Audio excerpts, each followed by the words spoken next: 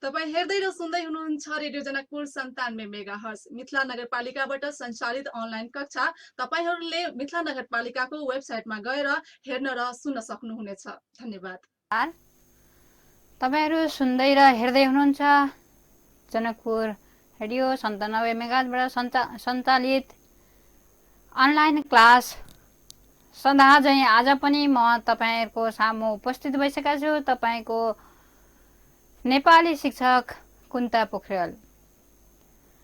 आदरणीय अभिभावकज्यू साथै प्यारा विद्यार्थी भाइ बहिनीहरुमा हार्दिक स्वागत गर्दै आजको यो कक्षालाई अगाडि बढाउन चाहन्छु। भाइ बहिनीहरु, हिजो सदा चाहिँ हामीले पढ्दै गरेको जुन हाम्रो कक्षा 8 को पाठ्य विषयमा रहेको अथवा पाठ्य पुस्तकमा रहेको जुन अभ्यासमा हामी गइरहेका थियौं, त्यो अभ्यासको हाम्रो तलको छ कार्यमूलक व्याकरणमा छ। हामीले पढिरहेछौँ। हामीले भर्खरै योभन्दा अगाडिको कक्षामा पनि भाइ बहिनीहरु यो कुरालाई हामी पढेका छौं। जुन आज पनि हामी त्यो जुन विषय छ हाम्रो शीर्षक चाहिँ र यो सर्वनाम।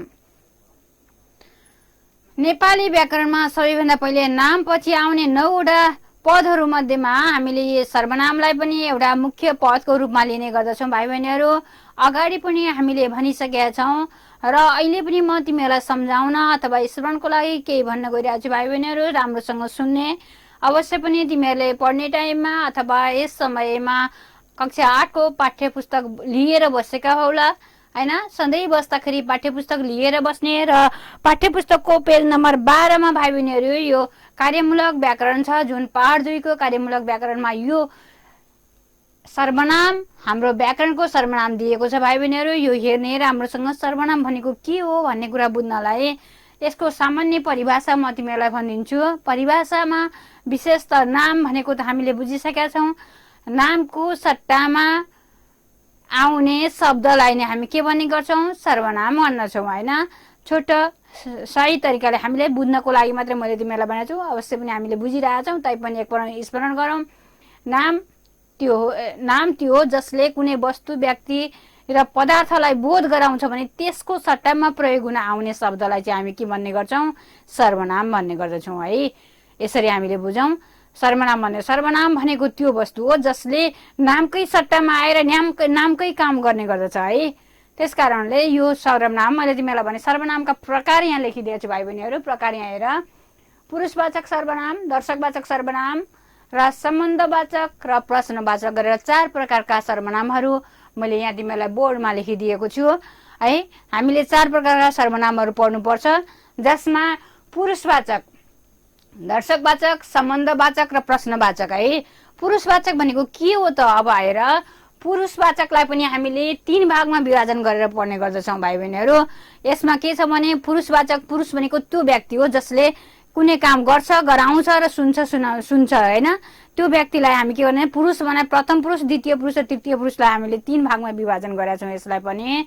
जसमा हेर, प्रथम पुरुष भन्नाले कुनै पनि काम गर्नेवाला अथवा जुन तिमीहरू कक्षा कोठामा बस्ने गर्छौ, कक्षा कोठामा जो बोल्नेवाला हुन्छ अथवा शिक्षक आउनुहुन्छ तिमीलाई पढाउन, जो पढाउनुहुन्छ उहाँले भन्नुहुन्छ म अथवा हामी भनेर शब्दहरू तिमीलाई प्रयोग गर्नुहुन्छ, त्यो पढाउनेवाला अथवा बोल्नेवाला चाहिँ के हुन्छ त?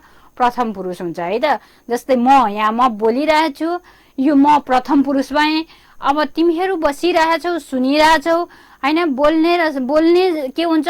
प्रथम पुरुष हुन्छ भने सुन्ने के हुन्छ? द्वितीय पुरुष हुन्छ है। अनि बोल्ने र सुन्नेदेखि बाहेकको अर्को थर्ड पर्सन अथवा तृतीय पुरुष हुने गर्दछ हैन। जसको बारेमा कुरा गरिन्छ त्यो तृतीय पुरुष हुन्छ है त। हामीले यसरी बुझौं सरस्वती। धेरै परिभाषा धेरै लम्ब्याउने प्रयास नगरौं, किनकि हामी बुझिरहेछौं र सुनिरहेछौं र गरिरहेका थियौं। अगाडि पनि हामीले 7 क्लासमा पनि यसलाई पढेका छौं, 6 क्लासमा पनि पढेका छौं हैन। त्यसकारणले स्मरणको लागि केही बिर्सिन्छ कि भनेर मात्रै मैले सम्झाउन खोजेको हो। त्यसकारणले भाइ बहिनीहरु, अब हेर यहाँ लेखिदिएको छु मैले पुरुष हैन। पुरुषलाई 3 भागमा बाँडिएको भनेर यहाँ प्रस्तुत गरिदिएको छु। हेर त यहाँ के छ त? 3 भागमा प्रथम पुरुष, द्वितीय पुरुष र तृतीय पुरुष है। प्रथम पुरुष भनेको के हो त भन्दाखेरि यहाँ छ म है। म बोलिरहेको छु नि, म, हामी हैन। मैले भन्छु हामी भन्छु तिमीहरू भए ठाउँमा, र म भन्छु हैन। म एक वचन र हामी बहुवचन। यसरी प्रथम पुरुष 2 भागमा हामीले बाँड्यौं। त्यस्तै गरेर द्वितीय पुरुष हेर भाइ बहिनीहरू, द्वितीय पुरुष भन्नाले त, तिमी, तपाईँ होइन। त भन्नाले अनादरमा एक वचनमा, तिमी भन्नाले सामान्य आधार गरिएर, र तपाईँ भन्नाले उच्च आधारमा। यसरी तीन प्रकारका हामीले के गर्यौँ त द्वितीय पुरुषमा गर्यौँ भने तृतीय पुरुष हेर्नुहोस्, तृतीय पुरुषमा ऊ, उनी, उनीहरू है, ऊ, उनी, उनीहरू। त्यसै गरी राम, श्याम, गीता, सीता जति पनि नाम शब्दहरू सबै हाम्रा के हुन्छन् त तृतीय पुरुष हुन्छन् है। कसरी हामीले बुझ्ने? राम, श्याम, गीता, सीता हुन्छ नि, यिनीहरू चाहिँ हाम्रा के हुन्छन् त तृतीय पुरुषमा आउने गर्दछन् है त। यसरी तीन भागमा हामीले के गर्यौँ त पुरुषलाई पनि बाँडेर अध्ययन गर्यौँ। पुरुष विशेषतया प्रथम पुरुष जस्तै हामीलाई दिने गरिन्छ। प्रश्न सोद्धाखेरि के भनेर सोधिन्छ क्वेसनमा भने राम विद्यालय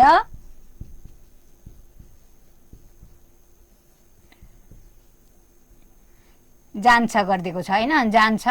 अब यहाँ भनिएको छ यतापट्टि तिमीलाई प्रथम पुरुष बनाऊ भनेर यहाँ दिएको हुन्छ। यसरी प्रश्न सोधिन्छ, क्वेसन सोधिन्छ। यसमा हामीले बनाउनु पर्यो। अब हेरे त यहाँ यसलाई प्रथम पुरुष बनाउँदा के गर्नु पर्यो त? राम विद्यालय जान्छ छ, यसलाई हामीले प्रथम पुरुष बनाउनु पर्यो भने के गर्नु पर्यो त? अब प्रथम पुरुषमा हामीले अगाडिबाट के पढ्यौँ त भाइ बहिनीहरू? प्रथम पुरुष भन्नाले म, हामी है। अब हेर, म भन्नाले कहाँ प्रयोग गर्ने र हामी कुन अवस्थामा प्रयोग गर्ने? यदि दिएको वाक्य, यसरी बुझ, यदि वाक्य दिएको वाक्य, हामीलाई दिएको वाक्य अथवा प्रश्न सोधिएको वाक्य एक वचनमा छ भने म राख्ने, बहुवचनमा छ भने हामी राख्ने। के गर्ने त? एक वचनमा भए म राख्ने, बहुवचनमा भए हामी राख्ने होइन। सजिलै छ। यहाँ राम विद्यालय जान्छ, यो एक वचन छ कि बहुवचन छ त? यो एक वचन छ है। त्यस कारणले हामीले के राख्नु पर्यो त? म राख्नु पर्यो। म विद्यालय जान्छु होइन। सजिलैसँग हामीले बनाउन सक्ने यसलाई कसरी त? म विद्यालय जान्छु। ल हेर, यसमा मैले यहाँ हेर, यो हामीले वाक्यमा परिवर्तन गर्दाखेरि प्राय गरेर हामी बनाउने गर्छौँ। हामीलाई थाहा छ एक वचन भनेको म होइन, बहुवचन भनेको हामी, एक वचन भनेको प्रथम पुरुषमा अथवा प्रथम पुरुषमा म हुन्छ अथवा हामी हुन्छ भन्ने कुरा थाहा छ। अनि हामीलाई सोधिएको प्रश्नमा हामी टक्कसँग लेख्छौँ। हामी इजी आएछ, सजिलो छ भने फुत्त लेखिदिन्छौँ अनि छकिदिन्छौँ अनि भन्छौँ कि मैले त कति राम्रो गरेर आएको छु। तर हामी के गर्छौँ? यो छु लेख्दैनौँ है। मैले धेरै यो कुराहरू भेटेको छु तिमीहरूसँग। यहाँ चाहिँ म विद्यालय जान्छ भन्छौ होइन। यस्तो वाक्यमा हामीले मिस्टेक नगर्ने, यदि कर्तापद हामीले परिवर्तन गरेको अवस्थामा हामीले क्रियापदलाई पनि के गर्नुपर्छ? कर्ता अनुसारको क्रियापद राख्नुपर्छ। त्यसै कारणले यसलाई परिवर्तन गर्छौँ होइन। के गर्छौँ त? यसलाई छु गर्छौँ है। यसरी हामीले वाक्यलाई परिवर्तन गर्दाखेरि अलिकति ध्यान दिने। अब यही प्रश्नलाई अथवा यही हाम्रो प्रश्न दिएको छ, यसलाई नै हामी के गर्ने गर्छौँ? द्वितीय पुरुष, तृतीय पुरुष कुनैमा पनि लान सक्छौँ। सक्दैनौँ त? सक्छौँ होइन। यसमा लान सक्छौँ। हामीलाई थाहा भयो अब प्रथम पुरुष भन्नाले यो हो। प्रथम पुरुष के रहेछ त? म, हामी, द्वितीय पुरुष त, तिमी। अब यसैले हामीलाई द्वितीय पुरुष बनाइदिएको छ, बनाऊ भनेको छ भने हामी के गर्छौँ त? यसलाई त विद्यालय जान्छस् होइन, तपाईँ विद्यालय जानुहुन्छ, तिमी विद्यालय जान्छौ होइन। हामी यसरी कुनै पनि गर्न सक्छौँ।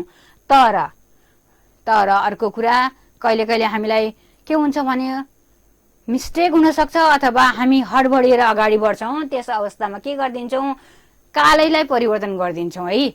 तर काल कहिले पनि परिवर्तन नगर्ने। काल भन्नाले हामीलाई थाहा छ काल परिवर्तन नगए समयलाई हामीले परिवर्तन गर्दैनौँ। जस्तै यहाँ राम विद्यालय जान्छ छ भने म विद्यालय जान्छौँ, अथवा हामीले यहाँ काल परिवर्तन गऱ्यौँ भने के हुन्छ त? यसलाई सामान्य भूतकालमा लग्यौँ अथवा भविष्यकालमा लग्यौँ भने त यो वाक्य भएन। यसको वाक्यलाई परिवर्तन गर्न भएन। यसलाई हामीले काललाई परिवर्तन गर्यौँ भने यो त गल्ती हुन्छ। त्यस कारणले त्यो कुरा पनि हामीले अलिकति ध्यान दिनुपर्ने हुन्छ है त भाइ बहिनीहरू। यो अलिकति ध्यान दिनुपर्ने, हामी सचेत हुनुपर्ने कुरा यही नै हो। केमा? व्याकरणमा। व्याकरण भन्ने चिजै त्यस्तो हो जहाँ के हुन्छ? शुद्ध शुद्धि बोल्ने र शुद्ध शुद्धि लेख्ने तरिकालाई नै सिकाइएको हुन्छ। त्यसैले व्याकरण हामी जसरी साहित्यमा अलिकति केही गडबड गर्छौँ भने पनि त्यसलाई भ्यालु दिँदैन, तर व्याकरणमा हामीले अलिकति बोलीचालीको भाषा जस्तै प्रयोग गरिदियौँ भने यो हाम्रो के हुन्छ? मिस्टेक मानिन्छ है त। तर मिस्टेक त सबै हुन्छ, तर विशेष गरेर व्याकरणलाई अलिकति हामीले ध्यान दिनुपर्छ। व्याकरणमा ह्रस्व दीर्घलाई पनि हामीले के गर्नुपर्छ, ख्याल गर्नुपर्ने हुन्छ। ह्रस्व दीर्घको साथसाथै वाक्यको काललाई पनि के गर्नुपर्छ, ध्यान दिनुपर्ने हुन्छ। अनि त्यसको वचनलाई पनि ध्यान दिनुपर्ने हुन्छ। यी हरेक कुराहरूलाई हामीले करण अकरणहरू भए यी कुराहरूलाई हामीले के गर्नुपर्छ, अलिकति ख्याल गरेर लेख्नुपर्ने हुन्छ है त। ल यसरी हामीले के गर्यौँ त, प्रथम पुरुषबाट पुरुष परिवर्तन गर्ने तरिका जान्यौँ। पुरुष भनेको चाहिँ हामीले यो पुरुषवाचक सर्वनामको पहिलो 1 नम्बरको लाई हामीले भन्यौँ। अब दर्शकवाचक सर्वनाम छ हामीले, यसपछि हामीले बुझ्यौँ त, बुझ्यौँ होइन। अब हामीले यसलाई कुनै प्रकारको हामीलाई उ छ त, अप्ठ्यारो छ त छैन होइन। अब यो हामीले लेखिसक्यौँ भने अब हामीले दर्शकवाचक है, प्रथम पुरुष द्वितीय पुरुष त हामीले पुरुषवाचक सर्वनाम पढ्यौँ भने अब दर्शकवाचक सर्वनाम भनेको के हो त, दर्शकवाचक के छन् त हामीसँग है त। म यहाँ लेखिदिन्छु। दर्शकवाचक भन्नाले हेर के भनेर, दर्शक भनेको के हो त हैन, कुनै वस्तुलाई दर्शाउने हैन, देखाउने, त्यसैलाई हामी दर्शकवाचक भन्छौँ। जस्तै यो, यी, यिनी, त्यो, उहाँ हैन, यो, यी,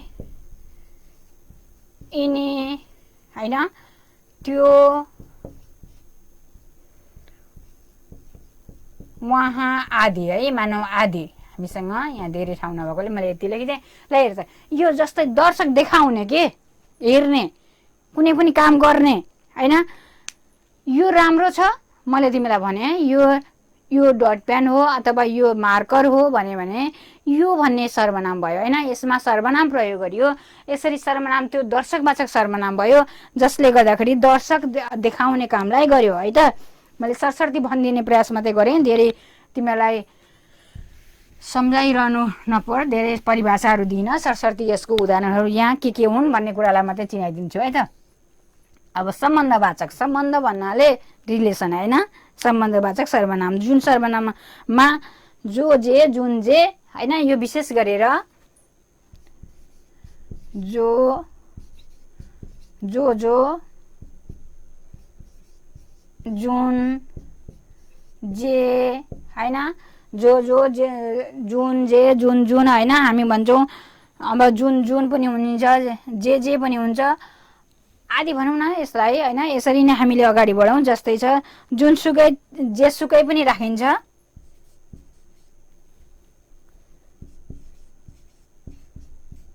जुनसुकै, जेसुकै हैन, यिनीहरू पनि हाम्रा के हुन्छन्, सम्बन्धवाचक सर्वनाम। किनभने यिनीहरूले एक अर्कालाई सम्बन्धको बोध गराएको हुन्छ अथवा रिलेसनसिप यिनीहरूले जोड्ने काम गरेको हुन्छ। तिमीलाई जे मनपर्छ त्यही गर हैन, त्यहाँ जो आउँछ त्यसले नै राम्रो गर्छ हैन। यसरी हामीले त्यसलाई जस्ताको तस्तै नभएर त्यसको सम्बन्ध एक अर्कासँग मिल्ने खालको बोध हुने जुन सर्वनाम छ त्यसलाई नै हामी के भन्छौँ, सम्बन्धवाचक सर्वनाम भन्छौँ। जस्तो प्रश्नवाचक सर्वनाम छ। अब हाम्रो अर्को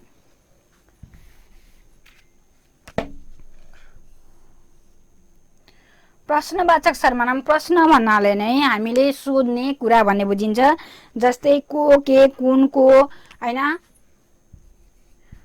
को, के, कुन हैन, के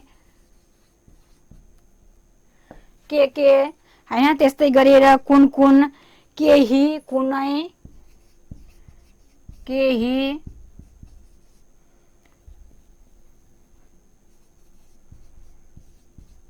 कुनै आदि है त। यसरी हामीले सर्वनाम, प्रश्नवाचक सर्वनाममा पनि हामीले को आएको